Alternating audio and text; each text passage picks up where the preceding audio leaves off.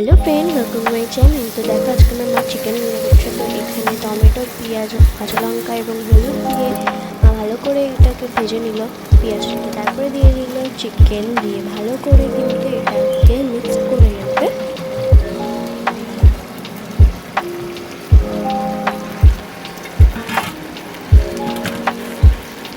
তো চিকেনটা দেওয়ার পর কিন্তু মা ভালো করে এটাকে মিক্স করে নেবে। চিকেনটাকে খুব ভালো করে, তো এবারে মা এটাকে কিন্তু নুন দিয়ে ভালো করে মিক্স করে দেবে, এটাকে ঢাকা দিয়ে রেখে দেবে। এবং চিকেনটার মধ্যে জলটা বেরিয়ে যায় এবং ভালো করে সিদ্ধ হয়ে যায়। এখানে ঢাকা দিয়েছে,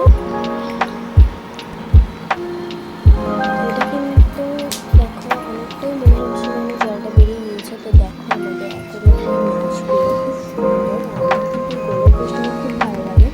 আরও একটা মাছ আছে, এই পমফ্রেট মাছের মতো দেখতে, বাট নাম জানি না, তুমি যদি নামটা জেনে তাহলে প্লিজ কমেন্টে বলো।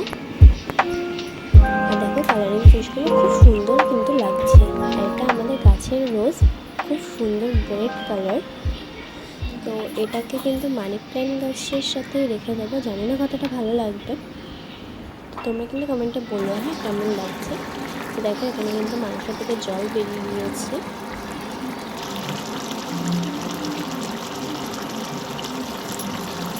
তো মাংসের কালারটা খুব সুন্দর এসে আর গন্ধও বেরিয়ে গিয়েছে।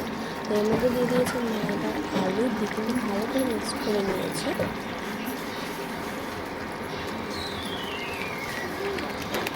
এর মধ্যে দিয়ে দিচ্ছে এবার লঙ্কার গুঁড়ো। আমরা একটু ঝাল খাই, তাই মা একটু বেশি করে ঝালটা দিয়েছে, কারণ চিকেন একটু ঝাল ঝাল না হলে ভালো লাগে না খেতে।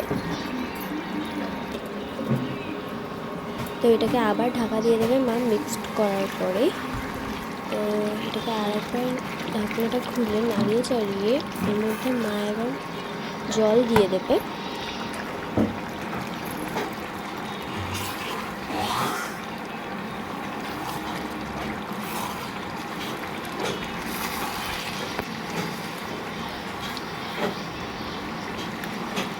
তো এখানে কিন্তু মা ভালো করে এটা কিন্তু নাড়ানো চাড়ানো হয়ে গেছে এটাকে।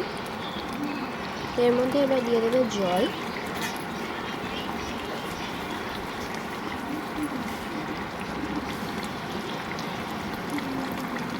মা এর মধ্যে পরিমাণ মতন জল দিয়ে দিচ্ছে, আমরা একটু ঝোল ঝোল খাবো তার জন্য মা তেমনই মাপের জল দিচ্ছে। তোমরা যদি কষা কষা খেতে চাও তাহলে জলটা অল্প দিলেও হবে। তো এটাকে কিন্তু ভালো করে নাড়িয়ে চাড়িয়ে মা ঢাকা দিয়ে দেবে। ঢাকা দেওয়ার পর ফুটে উঠলেই গন্ধ বেরিয়ে গেলেই তার মধ্যে দিয়ে দিতে হবে গরম মশলা। দেওয়ার পরেই নামিয়ে নিলে সার্ভ করো গরম গরম চিকেন। তো দেখো আমাদের কিন্তু চিকেন রেডি। তো কেমন লাগলো আজকের ভিডিওটা অবশ্যই কিন্তু কমেন্টে জানিও। তো আমার ভিডিওতে যারা নতুন তারা কিন্তু সাবস্ক্রাইব করে দিও। বাই।